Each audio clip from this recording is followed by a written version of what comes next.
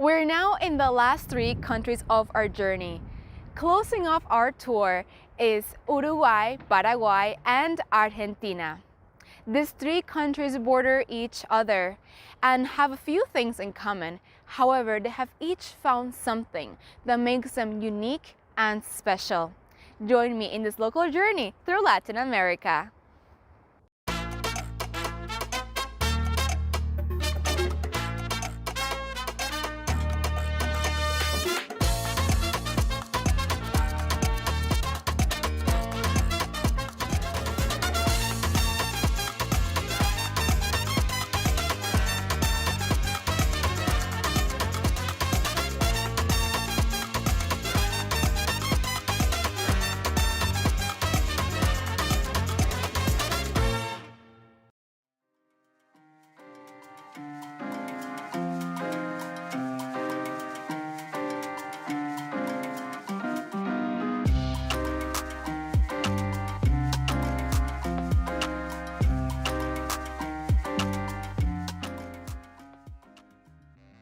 Israel Marin is the owner of Abraxas Kitchen, an Uruguayan and Brazilian restaurant found in White Rock, British Columbia. Even though Israel is from Mexico, he learned much of Uruguayan culture and food from his business partner Abraxas, who is originally from Uruguay. Since opening the restaurant, Israel enjoys many Uruguayan dishes, including 2 of which he will highlight today. Basically, I'm Mexican. I know it's a little bit weird making an interview for Uruguay food, but my partner, he is from Uruguay and her wife is from Brazil. So we take the idea for opening a restaurant with the concept of South American infusion. In this restaurant, we have a food focus in the South American infusion. Mostly of the dishes is half like a Uruguay and another half is from Brazil. In the part of the Uruguay, we are so focused on the steaks and the quality of the meat. Because in Uruguay, it's so popular the meat, and also mostly all the dishes are the base for the meat.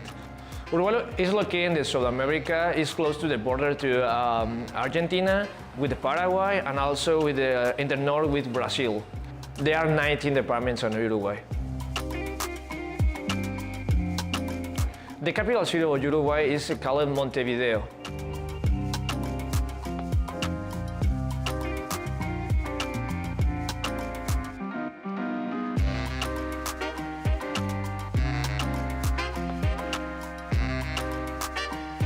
The currency of Uruguay is called peso Uruguay.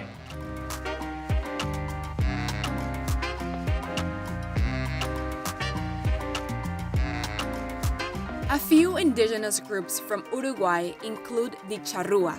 Other significant tribes are the Minuané, Yaro, Guenoa, Chana, Boan, and Arachan. Okay, one of my most popular dishes from Uruguay, we call it Montevideo, which actually is the capital from Uruguay. And basically it's like a kind of a sandwich, and we put sauces on the top, vinaigrette, and also fried egg on the top. So it's so tasty. Maybe it sounds so simple, but it's so tasty.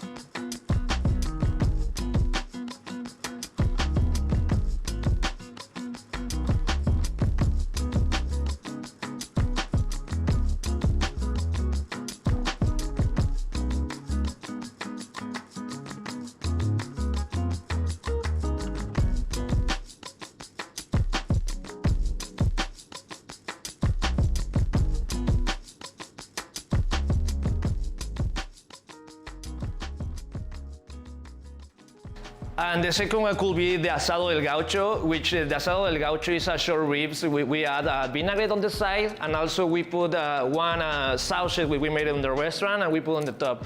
And like I say, the specialty of a restaurant is made on the grill, so you could get this flavor like the streets from Uruguay. It's smoky and tasty, and also in the way we cook the meat, it's so tender.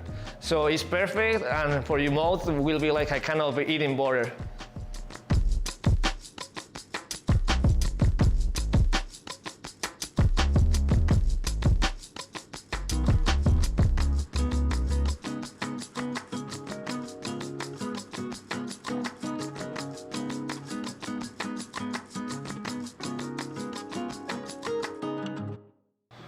The last year we was voted the best Latin American restaurant in all White Rock, and also when we received this prize, this reward, we never was expecting that, because when we opened this restaurant, we don't believe the people will love our food in the way we cook it, and when we start to receive all this support for the locals, we were so happy. Honestly, we were so happy. Me and Abraxas, we was speechless in the moment, and also we was screaming and saying, "Yeah, we made it!" But we don't know we made it. And yeah, I think that could be the most fun. In this moment, Abraxas is not around here, but if you know Abraxas is the same name of the restaurant, you could see like in this restaurant is not only thinking about the business, we are thinking about the neighborhood, and we are thinking like try to serve the best meals for all local people, and not only the local people. We want to be recognized for mostly the people around Vancouver and the so Surrey. A few tourist attractions from Uruguay include La Mano de Punta del Este. It depicts 5 human fingers emerging from the sand. Cabo Polonio is a hamlet located in the eastern coast of Uruguay.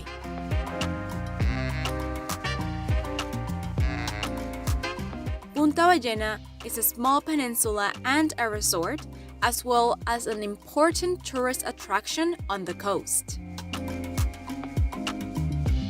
Colonia del Sacramento is a city in southwestern Uruguay, across the Rio de Plata from Buenos Aires, Argentina. Me and my partner, we love the yerba mate. The yerba mate is a typical drink from Uruguay, which is like a kind of hot tea and herbal tea. We have a lot of benefits.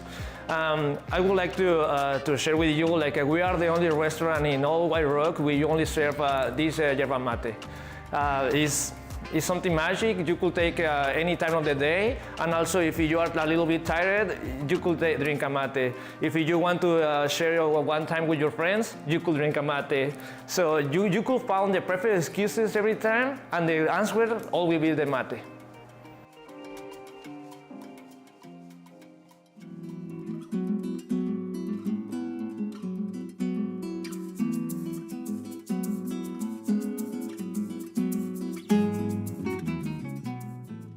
Luis Villalba is the honorary consul of Paraguay in British Columbia. Villalba is going to show us a bit about Paraguayan culture, as well as give us an insight into the spoken languages found in Paraguay. Paraguay is one of the 2 landlocked countries in Latin America, and the country is located right between Argentina, Brazil, and Bolivia, south of Bolivia. We're divided by departamentos, by departments actually, 19 of them. So the country is divided into 2 different regions, the western region and the eastern region. The western region is about 61% of the national territory, and it's a semi-arid land. But the other 49% of the territory, 39% of the territory is basically very lush. It's semi-tropical, not tropical, but semi-tropical. The capital city of Paraguay is Asunción, which is surrounded by rivers, interesting enough. The country is landlocked, but the city of its 4 sides, 3 are rivers and 2 are international waters with Argentina. Absolutely, it's about 7.5 million people. Paraguay also has close to 1 million Paraguayans abroad, between Argentina, Spain, the United States, but it's basically in the country about 7.5 million people. Paraguay has a very diverse and very rich ethnic groups, right? The core of the land, I would say, those of us that are Spanish and Italian descent. Actually, the Ministry of Culture has an estimate, according to DNA, not hearsay, it's about 40% of us are actually Italian descent. But we have very robust groups, very robust. We have very indigenous groups. The Tupi-Guarani people still inhabit the land. We got other tribes, including the Ayoreo in northern Paraguay as well. Some Guayaqui Indians still inhabit the eastern side of the country. Now, Paraguay is an immigrant nation, just like very many countries in Latin America. So we have a very large Ukrainian-Russian community in the south. We got the third largest Japanese community in the Americas, and we have the second largest Canadian community after Mexico and Jalisco in the Americas as well. So we have a very diverse community. Paraguay is the most bilingual country in the world, and it's right now close to 85 to 90% of the people speak Guarani and Spanish. Both are national languages. So we are the most bilingual country in the world. What makes us different than other Latin American countries, or including immigrant nations like the United States and Canada, is that we people of mixed descent or European descent or any other descent, we speak indigenous languages. Here is very rare, for example, in Canada, for someone of not indigenous descent to speak an indigenous language. That is not the case in Paraguay. If we look back to colonial times, what we find is that the Spanish got Guaraniticized, as opposed to just everyone learning Spanish. So we have a very unique and very proud history when it comes to languages and customs and culture. I'm a former Chief Monetary Officer of the Central Bank in Paraguay. And Paraguay prides itself to have the most stable currency in the Americas, right?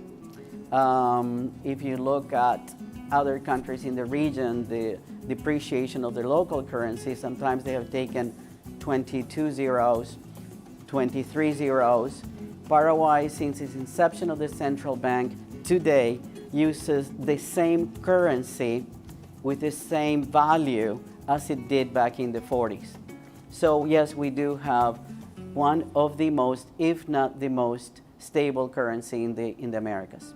Paraguay is the 5th largest exporter of beef in the world.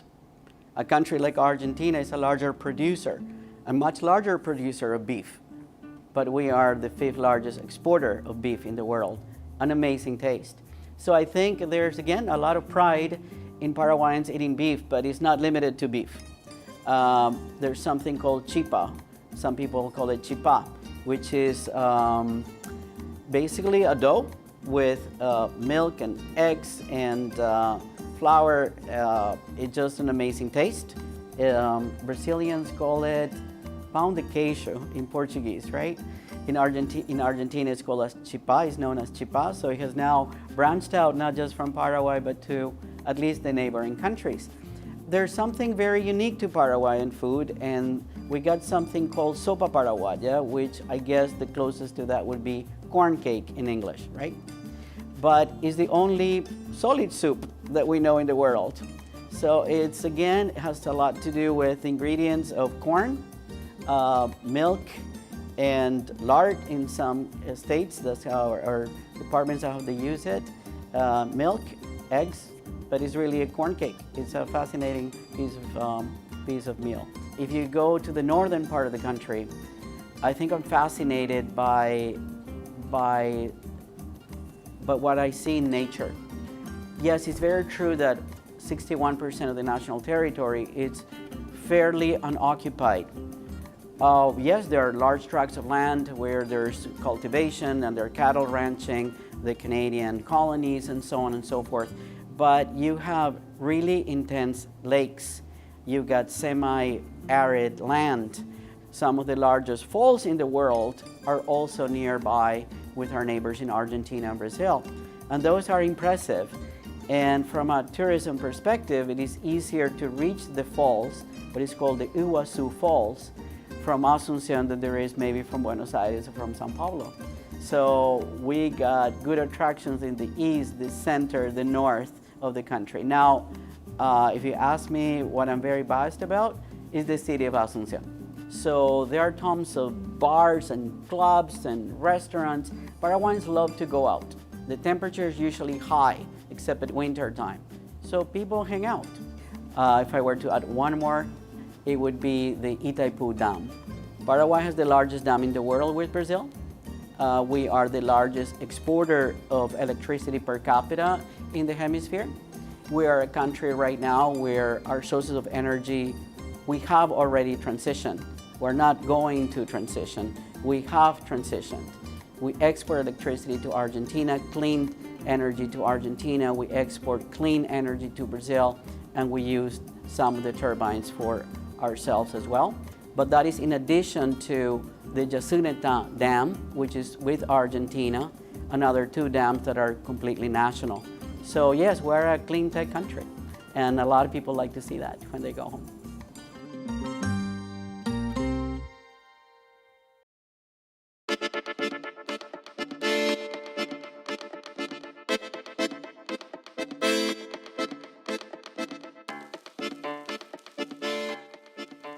Ricardo Arredondo is the Consul General of Argentina in British Columbia. Arredondo will give us an insight into Argentina's culture as well as showcase its popular touristic attractions. Argentina is exactly in the other extreme of the American continent. It's in South America, and it's the southern, most southern country in the continent. Argentina has 24 provinces and one autonomous city, which is the city of Buenos Aires, which is the capital of the country.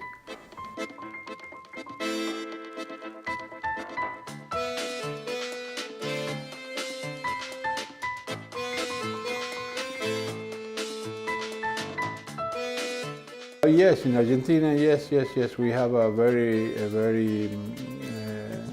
I wouldn't say large, but relevant indigenous population, and we support them. We are part of the UN Declaration on Indigenous Peoples. Yes, there are many indigenous groups in Argentina. The main, I would say, are the Diaguitas, Mapuches, Tobas, Aymaras, and there are some more that it will be, there's a long list to sum it up in a few words. There's also people, it's a melting pot. There's a lot of, although it's mainly European descent, like 60–70%, there's also a lot of Middle Eastern people. Argentina has the second largest Jew community in the world. It's mainly Spanish. Many people speak English, some French, German, other languages, but the second language probably will be English. It's the most well-known language in Argentina. But it's not an official language. We have only one official language, which is Spanish.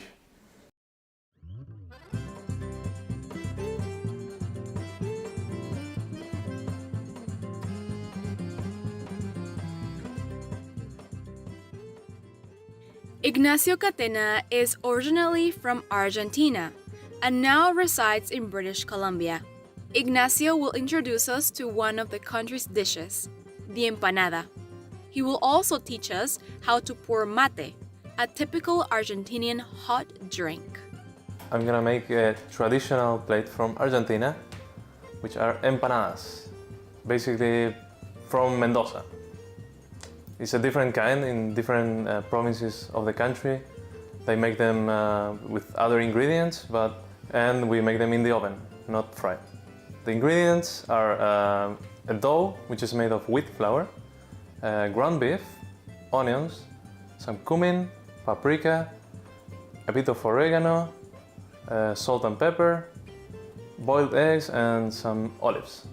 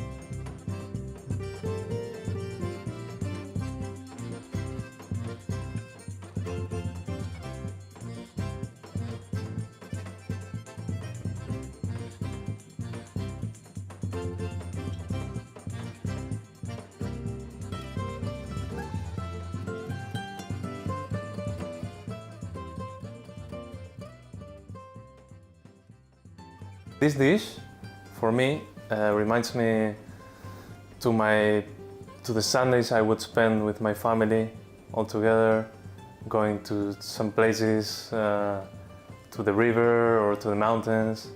I would get the empanadas and go there and eat them together. And also a reason to spend, to share time with my friends and family.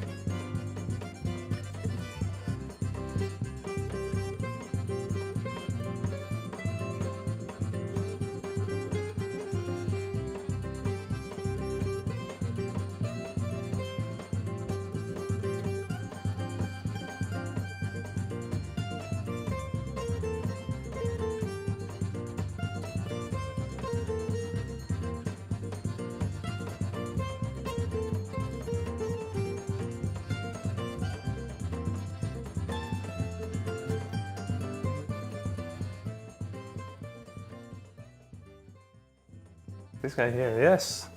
Yeah, this guy, I got it on my first trip with my wife when we went back to Argentina. It's from Cariló, and it's the wisdom ñom. They have different kinds, but this one is specifically for wisdom. So this mate is like the traditional one, made of the gourd. What it means to us, also like a reason to share a moment with friends and also to have some energy. Instead of coffee, we have mate mostly. But yeah, that's what it is.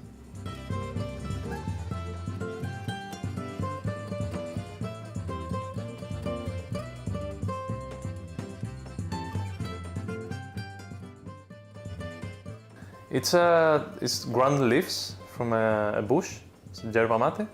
It grows in the north of Argentina. And you put it in the gourd, and then you basically pour water over it multiple times.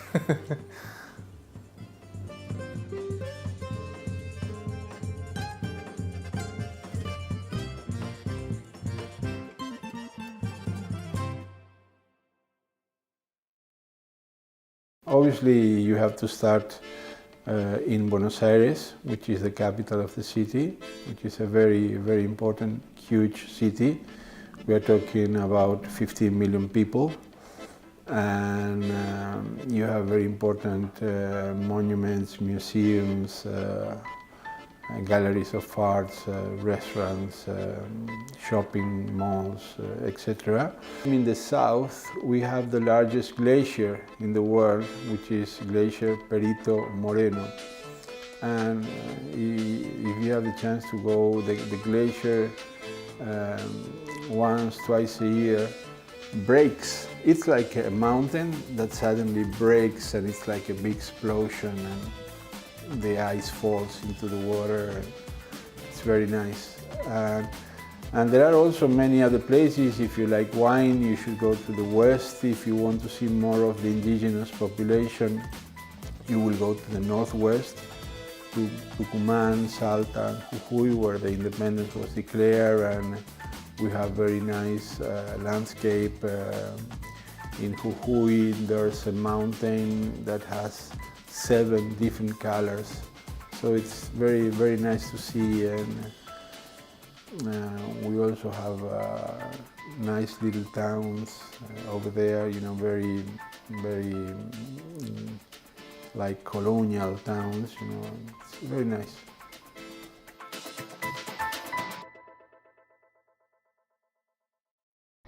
I hope this local journey through Latin America was able to give you an insight into the vibrant Latin culture, food, and traditions. I thank those who were able to pass on their knowledge of their home countries to us, and I invite you to explore these lands and see the beauty of Latin America.